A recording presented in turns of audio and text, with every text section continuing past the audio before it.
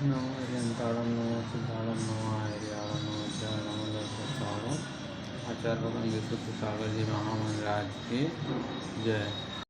आपको कभी भी उचित सलाह नहीं दे पाएगा। 25 लोगों की सलाह लेंगे, कोई पॉजिटिव बताएगा, कोई नेगेटिव बताएगा, कुछ उल्टा और उल्टे सुलटे बताने वाले बहुत मिलेंगे। अब ठेला चलाने वाला ट्रक की कंपनी वाले को क्या सलाह दे पाएगा? पानी पूरी पतासे बेचने वाला 5 स्टार वाले को क्या सलाह दे पाएगा? कि किराना वाला क्या सलाह दे? भले वो आपके रिलेशन में कितने ही पूज्य क्यों ना हो, लेकिन जैसे लक्ष्य की चाहिए प्राप्ति, मात्र वैसे चुनिंदा लोगों से ही सलाह लें। हर किसी की सलाह से कार्य की सिद्धि नहीं हो सकती। दूसरे की सुनते रहोगे तो माता कुछ बोलेगी, बच्चा कुछ बोलेगा, भैया कुछ बोलेगा, पिताजी कुछ, और चाचा और दादा भी अड़ोसी पड़ोसी बहुत सारे बातें करेंगे। जितना बड़ा लक्ष्य होता है उतना बड़ा हृदय और उतना बड़ा पुरुषार्थ भी लगता है। मात्र किसी की सलाह या सुनने से कुछ नहीं होता। जितने बड़े काम होते हैं वो अपने दृढ़ संकल्प शक्ति से होते हैं, वो प्रबल पुरुषार्थ से होते हैं। अगर कोई जो चांद पर पहुंच चुका, वो अगर किसी की सलाह होता तो बोलते पागल हो गया है, तो पागल हो गया, चांद पर जाएगा। अरे 5वीं मंजिल में जाने पे तो सांस फूलती है, चांद पे क्या जाएगा? अरे भैया यहाँ तो लोगों का खड़ा होना भी मुश्किल हो जाता है, घुटने में दर्द हो जाता है, तो चांद पे क्या जाएगा? बोलने वाले बहुत हैं। अरे कोई फटफटी और लूना क्या चांद पे पहुँचती है? बोलने वाले बहुत हैं, कुछ भी बोलेंगे। लेकिन जिसका विचारात पक्के होते हैं, जिसकी होनहार अच्छी होती, वो ऐसे लोगों की बात सुनता नहीं। पूछना तो दूर, सुनता भी नहीं, और वो सुनने में भी अपना समय व्यर्थ नहीं करता। जिसके नकारात्मक विचार हैं उससे अपने आप को सुरक्षित रखें। जिसके विचार नकारात्मक है वो लकड़ी के घुन की तरह है, जो प्रगति की, प्राप्ति की, जो सफलता में घुन है, जिसके विचार नकारात्मक है। याद रखो मित्रों, नेगेटिव थॉट वालों से हमेशा दूरी बनाकर रखें, क्योंकि वो आपके छोटे या बड़े किसी भी लक्ष्य को सफल नहीं होने देंगे। उनका लक्ष्य यही है कि आपको अपने लक्ष्य की प्राप्ति किसी कंडीशन में नहीं होना चाहिए।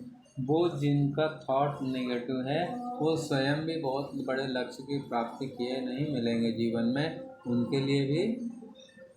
उनके लिए असफलता ही हाथ लगेगी।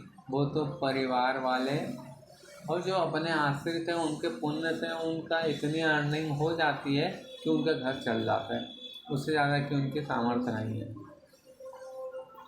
जितने पुण्यात्मा जीव आपके अंडर में हैं उसके पुण्य की कमाई तो आएगी, उसका लाभन त्रय कर्म की कमाई तो आएगी।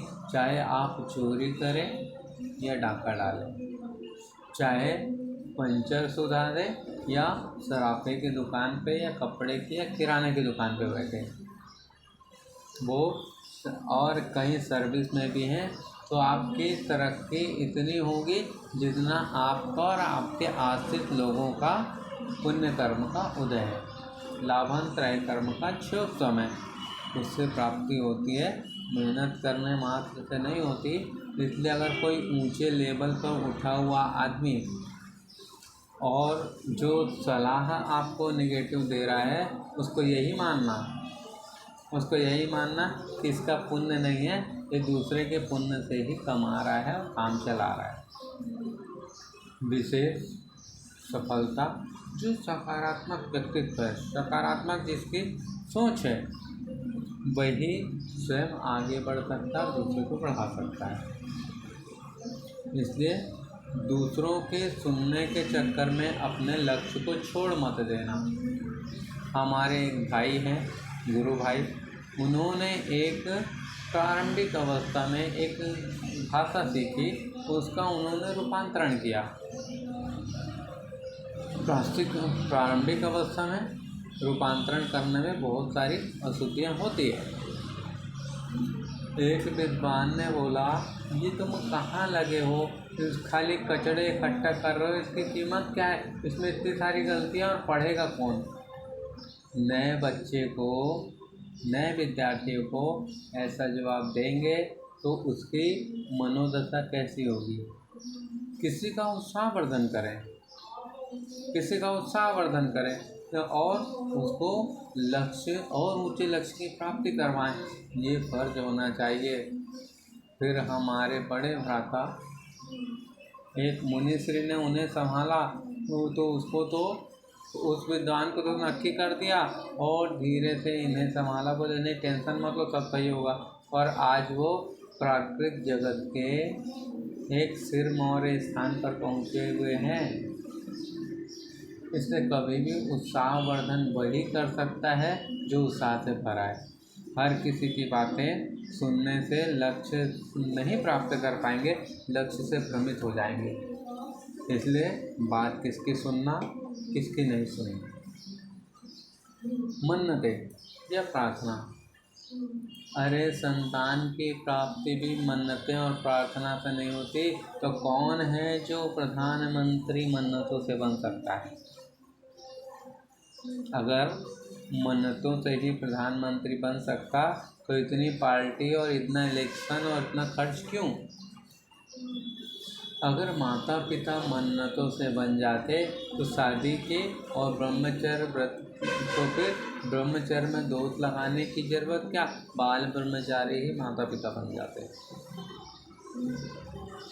बाल ब्रह्मचारी ही माता पिता बन जाते।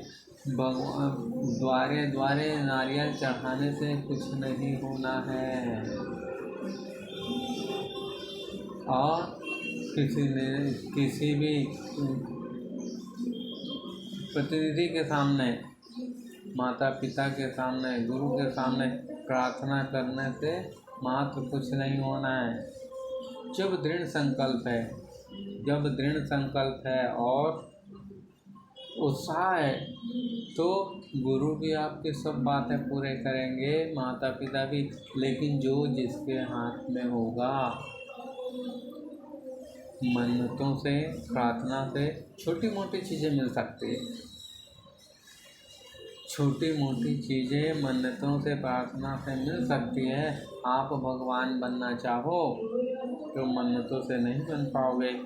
अरबपति खरबपति करोड़पति आदमी बनना चाहो तो मन्नतों से या प्रार्थना से नहीं बन पाओगे। आपका लक्ष्य जितना ऊंचा होगा, सोच भी ऊंची रखनी होगी। और मन्नतें प्रार्थना छोटी मोटी चीज़ें तो मिल सकती है, उसके अलावा नहीं मिल सकती। चिट मारने वाले बच्चे, नकल करने वाले बच्चे या रिश्वत देकर पास होने वाले बच्चे कभी भी बहुत ऊंचा रैंक नहीं ला पाते। ऊंचा रैंक वो कभी भी नहीं ला पाते, वो खाली पास हो पाते।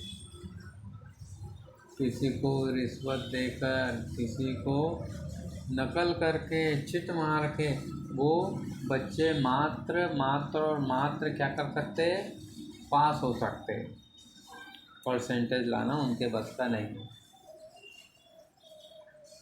मन्नतों से प्रार्थना से कार्य की सिद्धि नहीं होती और किसी की सलाह से भी नहीं होती। वैसा होता तो 1 की, 2 की, 5 की, 50 की, क्या 5,000 और 5 लाख लोगों की सलाह ले लो।